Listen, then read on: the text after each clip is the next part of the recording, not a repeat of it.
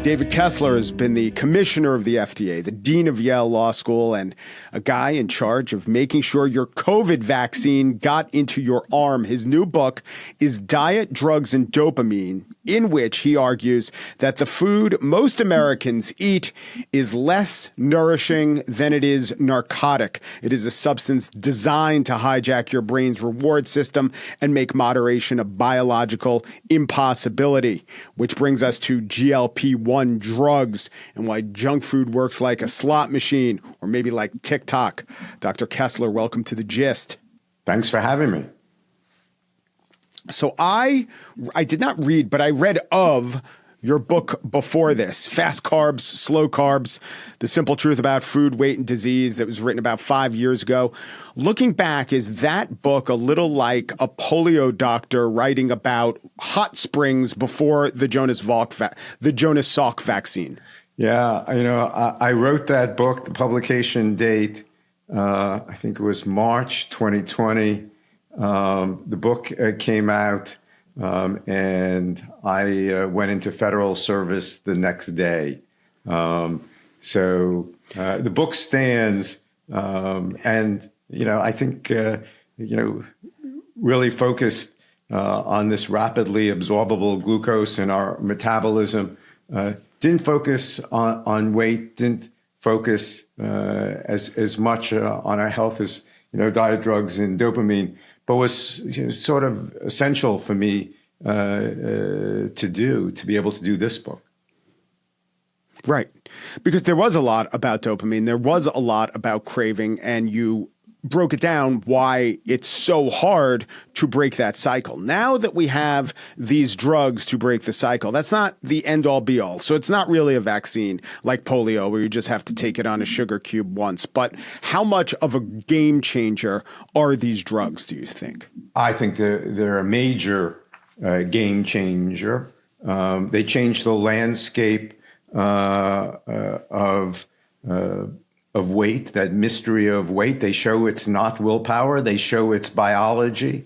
They help us crack food addiction. But they're only one tool. They are not a magic pill. But for the first time, and I think this is the key, they can be used along with other tools. If you want to reclaim your health. The fact is, for most of us, this was certainly where I was coming out of COVID after I had the opportunity to co-lead Operation Warp Speed. The American body is ill. I had gained 40 pounds. Only about 12% of us are metabolically healthy. These drugs are one tool that we can use to reclaim our health. Mm-hmm. Did you gain 40 pounds because you couldn't work out, you couldn't move as much as you wanted to, or you resorted to stress eating and the food that was prominent in the American diet became your diet? All of the above. This was, this was an COVID intense period for all of us. I think we still have not fully recognized, the effects it has had on us. I was working 7 days a week. 676 million vaccines within 5 miles, free. We got over that period, but I would find myself 10 o'clock at night, having to work another 4 or 5 hours. And, that thought that goes through your head, hey, I need to, cognitively focus. I need energy, that refrigerator downstairs. Should I go? Should I not? Is it good for me? That noise in your head, that conversation. I look at how I eat. I eat to calm. I eat to stimulate. I eat when I'm bored. My guess is if I were born 2 or 3 decades earlier, I would have been a smoker. Watch a smoker. It's very much the same way. I just was grazing throughout the day and night. So how much of that I think your experience is like a lot of our experience, but the main narrative, which is true about the American diet, talks a lot about, and you don't like to use the word processed or ultra processed food. Your phrase for this is what? I call it ultra formulated. I focus more on that perfect trifecta: fat, sugar, and salt, fat and sugar, fat and salt, Yeah. fat, sugar, and salt. They trigger the reward system. Processing tends to focus on things like emulsifiers and stabilizers and preservatives. I go right for the reward system of our brain. It's the addictive circuits that bliss point. That's why I make that subtle distinction. Right. So thinking about the 40 pounds you gained, however much weight I gained, how much of it, because I always have this conversation, well, it's the quality of the foods and our foods addict us. Not untrue, but I never thought that that was what was going on with me. I would eat a lot of things that were in isolation, quote unquote, healthy. I wouldn't eat a lot of Doritos or nachos or even ice cream. So how much of weight gain in your case or in a lot of people's cases is independent of this other fact that there are the combinations of fats and salts that are very hard to avoid? Look, whether it's diet, drugs, surgery, I mean, if you want to lose weight, the only way you can do it is to eat less. Now, the mantra, eat less, exercise more, has been a failure. Why has it been a failure? Because we just can't do it. Why can't we do it? I mean, we're all different. There's great variability, but for many of us, not all, I mean, these reward circuits, I have a hard time stopping once I start. I get cued. It could be a cue, can be the time of day. It can be a smell. It could be, just a thought coming into my head, and it stimulates that wanting. So that cue-induced wanting, when you try to resist, I mean, that's the craving. I mean, and for me, every time I gained and lost my body weight throughout my lifetime multiple times, I'd always lose the weight. I thought I was done, and I'd always gain it back. And the fact is, after you lose the weight, I mean, that's when the hard work really starts. But, it's very much excess. You're taking in more than you're burning. And for some of us, right, it's not only the quantity, but the composition of the foods. For those of us who are more insulin resistant, hyperinsulinemic, some of these rapidly absorbable carbs are just, we're just adding fuel to the fire, and we're into this vicious cycle. So it's the addictive circuits as well as our metabolism. I think that is. Yeah, I was always suspicious of the government intervention. Not that it shouldn't be done, but just the idea that educating people about food was going to have a large impact.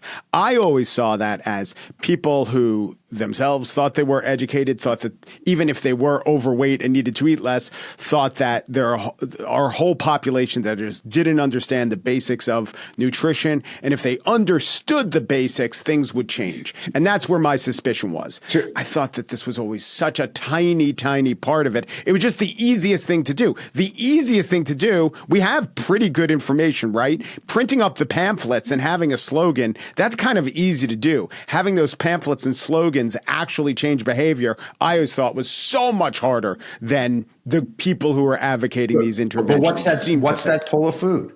Tell me what that pull of food is. I mean, tell me why. I mean, is it the pull of food? Is it starting? Is it stopping? Where do you find the difficulty? Because if you want to eat less, why is it so hard for so many of us to do that? It's biology. Look, let's get one thing established first of all. This is not about weight. I don't care how big you are. I don't care how small you are. I mean, this is not about weight. It should not be about BMI. I mean, I'm a doc. I think increasingly what I care about is what I call this toxic fat, this visceral adiposity. It's the fat around our midsection. It's the fat that is metabolically active.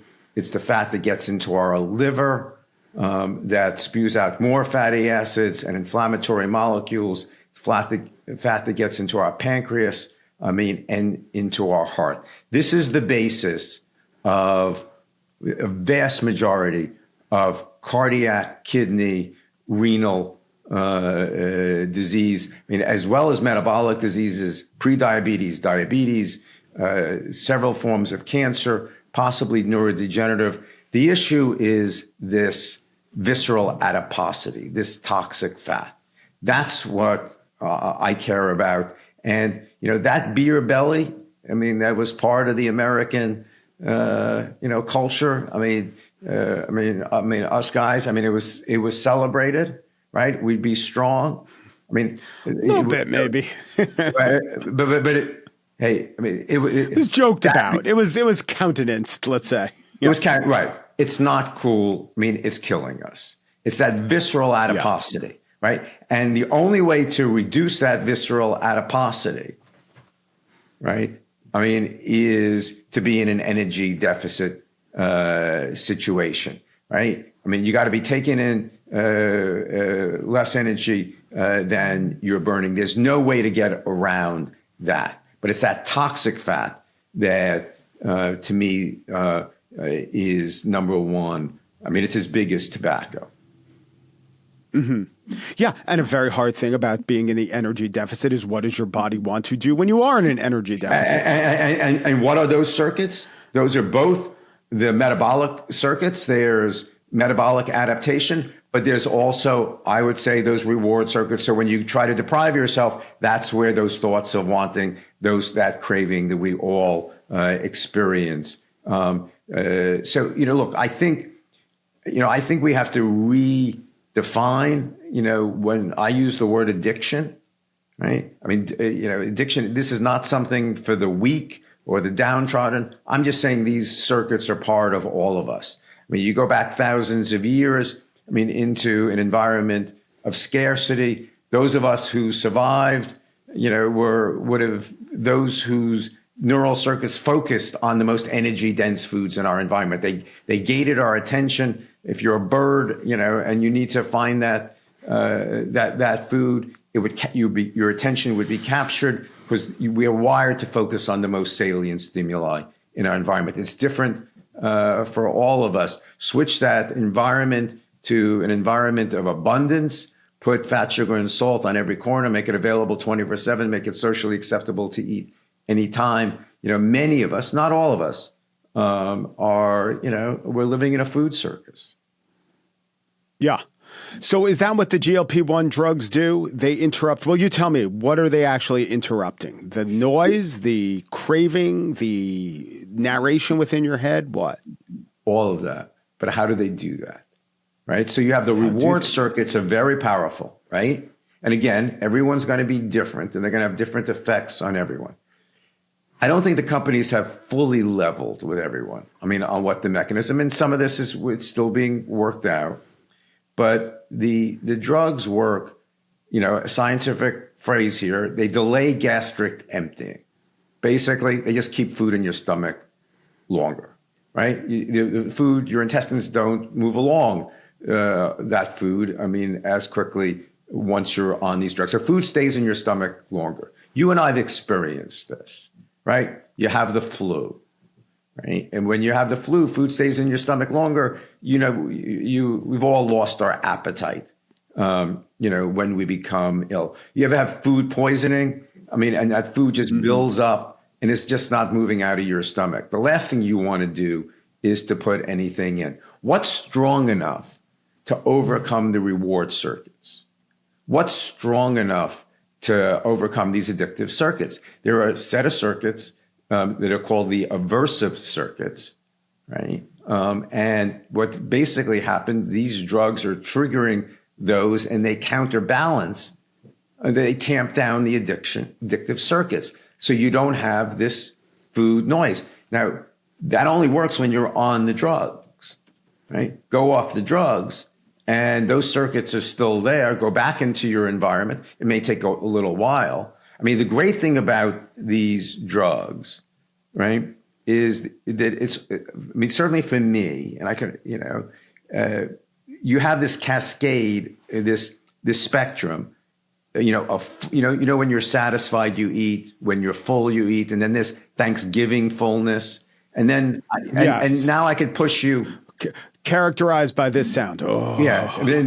Now I'm going to push you to the edge of nausea, right? I won't quite ask you to make the sound there, right? But you could imagine. And then, if too much of the drug, I can push you over that edge of nausea into real GI distress, right? So if you get that right dose, you can counterbalance those addictive circuits. But they tamp down these food addictive circuits. They crack food addiction, but only while you're on that. So what you have to do, certainly for me, was I had to learn to relearn to eat. When I'm on these drugs, I don't want to put anything else in my stomach, right? I eat smaller amounts. I change what I eat. I eat vegetables for the first time. I don't want to put heavy fat and sugar things in my stomach because it's just going to stay there longer. So I changed my relationship with food. Now I didn't, I was on these drugs for about 6-7 months. That's what the average, person is, less than a year. The premise of the companies, they want you on it for a lifetime. Obviously you understand, and they argue this is no different than blood pressure or lipid lowering drugs. But again, these drugs are much more expensive than those. They have an adverse event profile that is, some people can tolerate fine. Some don't have any adverse events. Some have serious adverse events. I started having some abdominal pain after a while, and I just wanted to get off it. So the question is, if you can relearn to eat while you're on these drugs, can you carry that over after? Or can you try to condition yourself to eat differently? Or do you, like many, increasingly, the average duration is about 7 to 8 months, but 20% of people from the data I've seen go back on these drugs intermittently. We don't have data about whether that's safe, whether that will work in the long run. I think FDA, the companies, have to get data on how these drugs should be used in the real world. They are, again, very important tools, right? But they work by shutting down how much we put in. We're eating less, and in some cases, we're eating a lot less. And some people, right? And again, the companies don't. There's not a lot of data out there on this. People on these drugs over the first couple of months, some of them are eating less than 1,000 calories. Some are eating 600, 800 calories. That's almost semi-starvation. And you have to do this. Look, it's not about willpower. The real decision is if you have this toxic fat, if you have this visceral adiposity, if you're starting to see impacts on your health, the real decision is, do you want to do something about it? But for the first time, you can do something about it and it will work, but you need help. You can't deal with these addictive circuits. You can, with these drugs by yourself. This requires good care. You need a good doc. You need a dietitian. You need to do it, with some help. And there should be no shame, no stigma either. Okay, but I do want to ask you about the idea of using the drugs, using them for a relatively short period of time, and then relearning how to eat. That would be good if that were to happen. But to take the example of data set of 1, in the past, when you lost weight as a extremely informed physician and someone who knows nutrition, didn't you tell yourself, okay, what I've done now is I've finally taken the weight off. That was hard, but I'm going to eat right because I know how to eat right and I know how to live right. Haven't you tried that before? Yeah, but I tried it with nutrition therapy alone. And nutrition therapy alone really is just deprivation, right? When you're talking about reduction of calories, you got to, yes, you can change the composition of your food. I can take out this rapidly absorbable glucose. That can help. I can eat, I can go low carb. That will help. If I'm hyperinsulinic, that can play an important role, and that gets me to eat less. It increases my satiety, it decreases my appetite.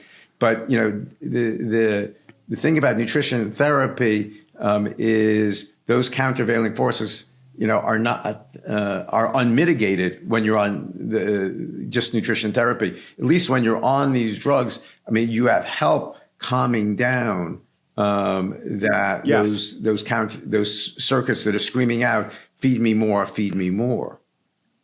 Is nutrition therapy a term of art, or what's that exactly mean? Well, we tend to not to talk about diets anymore. I mean, there are thousands and thousands of diet books. Right. None of them, I mean, again, everything fails in the end. So, I mean, it's a journey. You have to, I mean, there is no end game, right? When you're dealing with weight and you're dealing with the circuits, we just have more tools today, and we have more highly effective tools. We just have to learn to use them better. Are you confident that the prevalence or the availability of GLP-1s will work if you use them as they're typically used for 6 or 7 months? You get to a, let us not say goal weight, but a goal body composition, and then you or someone could say, and now I shall eat better or healthier. It seems that last part is still elusive. If you change your relationship with food, first of all, I am not confident. Right, we don't have the data to show that. I mean, there's some very preliminary data that say you go off these drugs, you go on a low carb diet. There are other ways, I mean, to maintain that. There's beginning to be some data, but this is the Wild West out there with these drugs. Let's face it. We have to get more data. I do think that they are a powerful tool. I mean, I can tell you where I am today with my weight, with my health, I've cut my percent body fat, my visceral adiposity, about half of what I was. I changed all my health parameters, but I can, and I've been able to maintain it for now. Tomorrow, no promises. I mean, this is a journey. I mean, it's why I wrote the book, because people, again, once you make the decision to do something, you have to understand that there's not a one and done here. Mm-hmm. I want to ask you about, I had in the past people on, there are different phrases for this movement, but healthy at any size. It was the idea that we've stigmatized being overweight so much that is worse than actually being overweight. And I would argue occasionally with these people, first conceding the point that stigma doesn't help anyone. Second of all, absolutely stipulating that we have these horrible, unrealistic conceptions of especially women's bodies. All of that is true, but it seems, it is scientific fact that there is a level of obesity, disfavored term, whatever you want to call it, that can be so high that no one with any grounding in science can say anything other than this is very dangerous, point one. And point two is you can go so overboard by concentrating on the negative effects of the stigma, you can convince yourself that there's absolutely nothing wrong with something that is unhealthy for the person. Would you agree with that? So up to now, there have not been very effective tools, right? So in the face of tools that didn't work, I could understand, I think that, my friends in that community, love your body. I give them enormous credit on reducing the stigma, reducing the shame, right? Again, the issue is not weight. The issue is this visceral adiposity. The only thing I would plead with them is you can love your body, but you can also take care of your health. So the question, look, these are hard conversations to have, right? We have to realize weight, the stigma, the shame, just being able to talk about it is hard. And can I talk? In doing this book was very important, was not to add to that stigma or shame. But again, it's not about weight. I am very concerned. I think there certainly were legitimate points in the absence of things that worked, right? Hey, going on these diets only to gain back the weight, there was a lot of, I could understand where they were coming from, right? But now that we have this, I just don't want to throw in the towel on health. I am concerned, right? I think these drugs, again, no panacea here, no magic pills. We talked about the malnutrition. There are real adverse events, but there's a risk of eating disorders, right? I said at a medical meeting, it wasn't very, aren't these drugs just forced anorexia? Right. And to some extent that's true. And that's why they have to be managed. When you have something as powerful biologically to have an effect on appetite, it has to be, taken very carefully and wisely.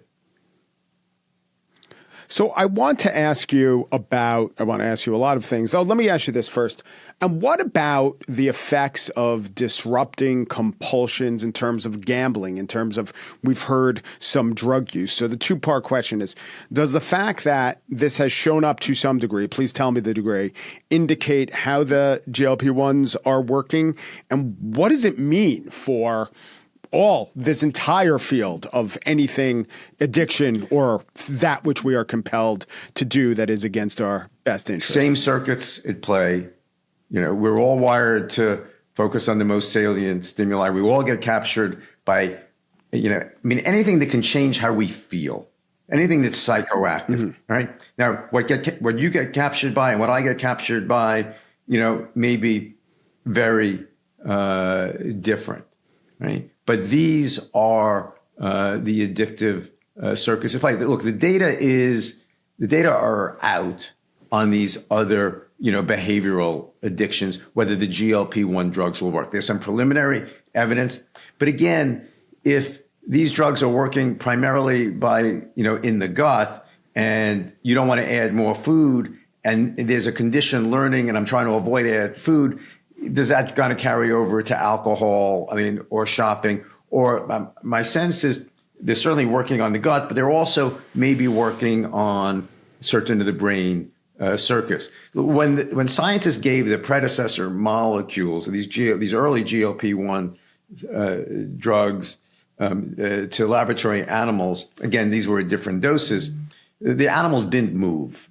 They coined the term visceral malaise. There was a generalized illness, right? I think, a lot's going to be in the dose, and we're going to have to see, my sense is for some people, shutting this down may have some effect. But I think a lot of this has to do with the gut. So I wouldn't be surprised if the primary effect, really is on food.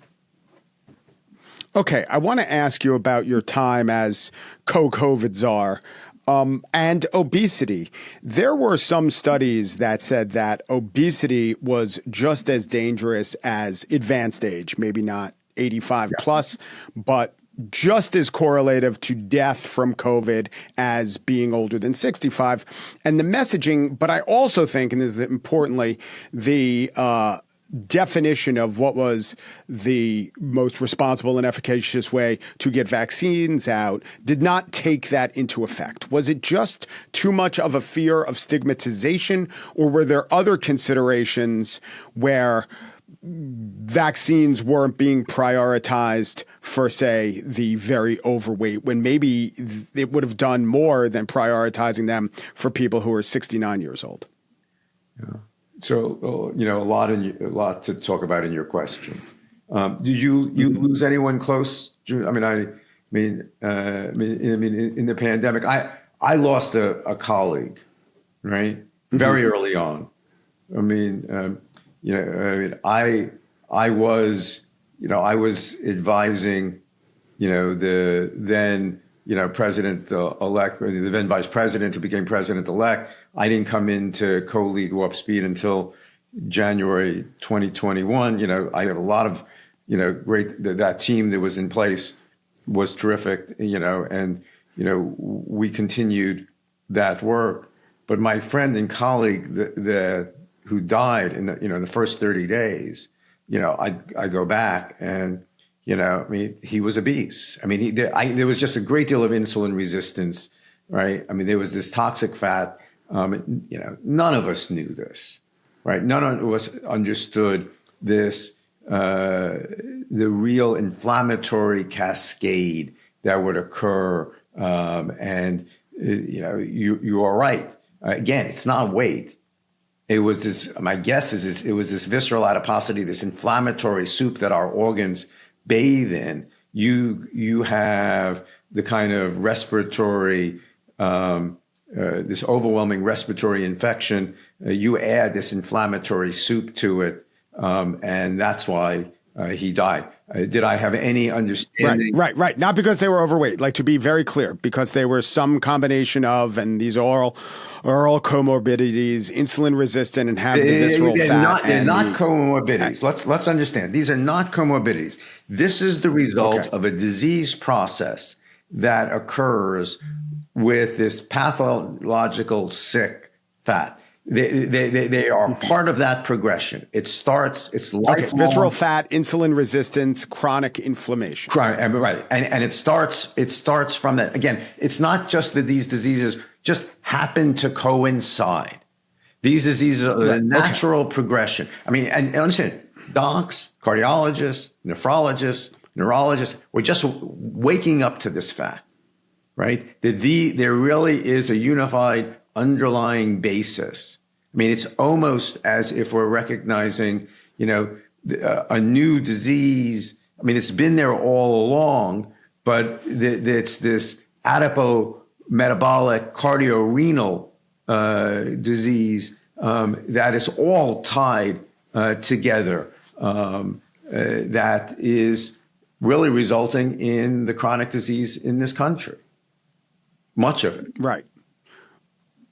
So the question, though, with COVID and knowing what we learned about COVID, should anything have been done differently if we had known that from the outset of the pandemic? Oh, I mean, if we had known, look, I mean, we have only, it was first of all, there was a lot we didn't know. This was a new, a lot of this was completely new. It was very intense. I mean, we lost 1 million people. We got to the other side. I mean, luckily, was this, no doubt this it would have been great to know a lot more. I mean, could I have kept my friend from going to the subway in the first 20 days of this pandemic when this is going around New York before? I mean, could I, have prevented him from coming in contact with that virus? Because would I have singled him out early on? Look, we didn't have that insight. I mean, it was still, I will tell you, and here's the thing that just I think is important. I think if you look at first term, right, Warp Speed was Trump's, I would say, greatest success. I work with those guys, right? Enormous credit. Getting that vaccine out as quickly, no vaccine is perfect, okay? But it was a phenomenal accomplishment. We were able to do that not because we were smarter, they were smarter, because we had the infrastructure that was built up over decades, the scientific infrastructure, right? The NIH, the biomedical research. That's why we were able to get those vaccines out when we did. So the greatest success that the president did, was based on that infrastructure. And now they're going after that infrastructure, that biomedical research. I don't get it. So I did ask you if we had known by the time vaccines were out, there was questions about prioritization, and I didn't hear anything regarding obesity in terms of being a priority. Certainly, I heard very early on. I mean, I was watching it.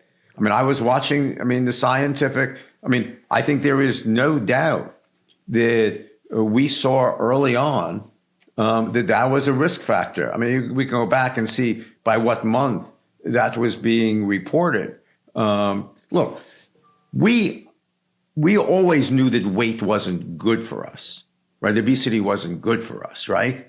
But we didn't. I mean, that was a very stark example, right? I mean, it was probably the starkest example of really what that biology and what it's really doing to us. And I can tell you, this is not just about COVID, I mean, and that toxic waste. I mean, you look at much of heart failure today, cardiac disease, diabetes. I mean, this is playing out. It may not be hitting you overnight and ending up in the ICU within a week, I mean, of a virus. But the devastation from this toxic fat is still playing out as real. It's costing us $1 trillion a year.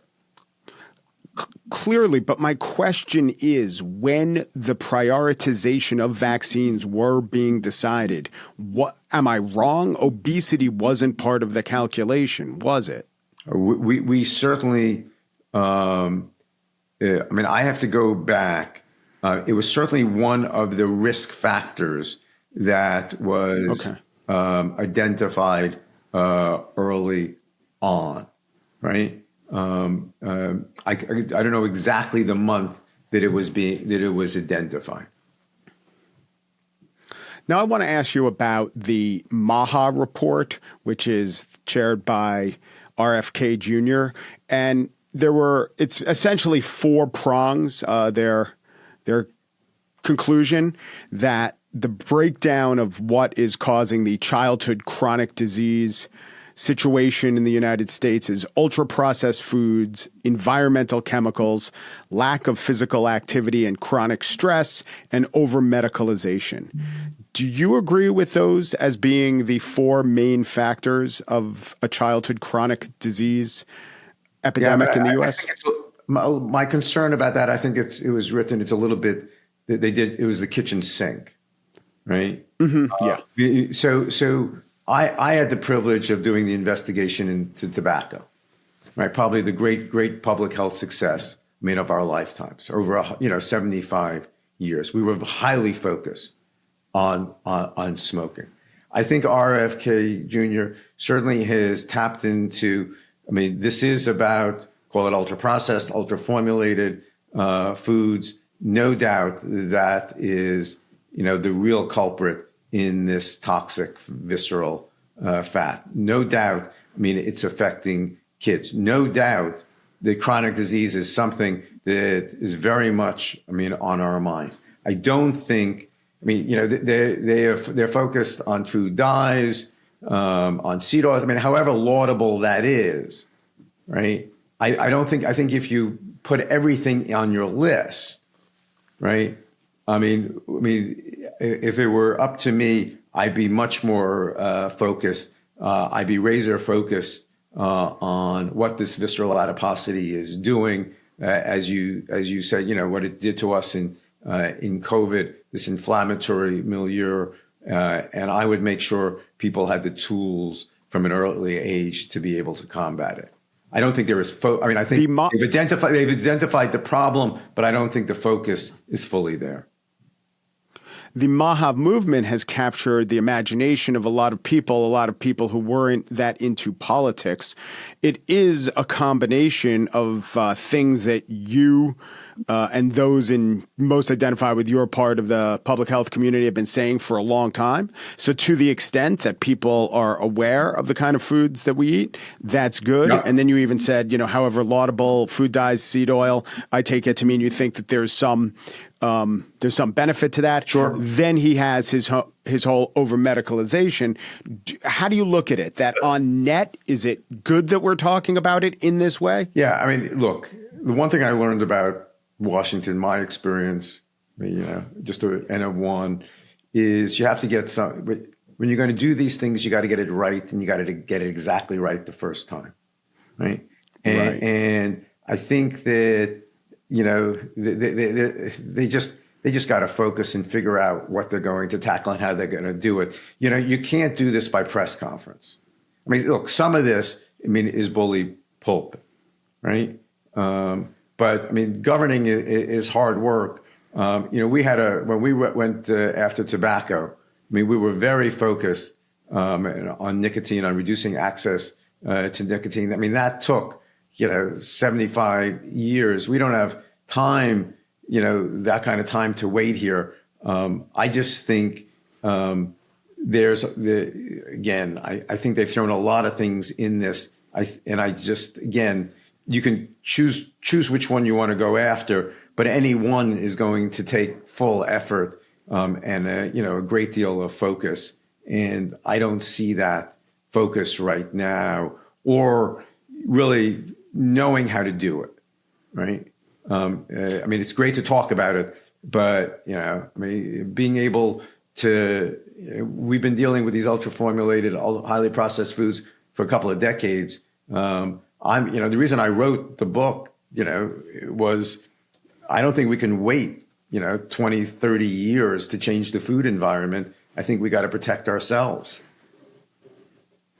And the last question is, do you think, however the mechanism is, Medicare Part D or whatever else, we need to have government subsidies for the drugs that we're talking about? Absolutely. Could you imagine struggling, your whole life with this, having the disease, suffering? You care about chronic disease. You now have tools to deal with these diseases, and now you don't have access to it. The healthcare system is just so broken, and the GLP-1s are, I think, are, a great example of that. Companies, overly price these drugs, and threw a quirk in the system because, people wanted access, needed access to impact their health. They had to resort to these compounded drugs, some of whom, where were those chemicals coming from? They weren't being made by the branded manufacturers under the normal, inspected inspectional systems. They weren't part of what's in my, the FDA had drug master files. Here people had to go to compounded drugs, some of whom, the drugs weren't even sure where the drugs were coming from. They were manufactured in China. The FDA wasn't inspecting them. You couldn't assure the safety. So I have to resort to substandard drugs because the other drugs are too expensive. Now the drug companies come along and see their market share being taken by these compounded drugs, so they lower their price. Something's wrong with that picture. There's a bigger picture here. Let's just call a spade a spade.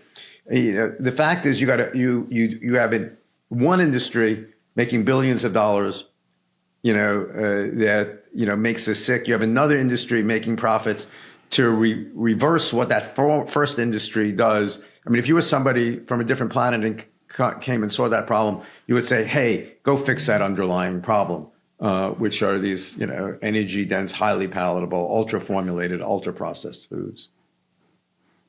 David Kessler is a former FDA commissioner appointed by Presidents George H.W. Bush and Bill Clinton. He led the FDA in the 90s and dean of Yale's and USCF's medical schools, and was the chief science officer for the Biden administration's COVID response. And his book is Diet, Drugs, and Dopamine, The New Science of Achieving a Healthy Weight. Dr. Kessler, thank you so much. Thanks enormous.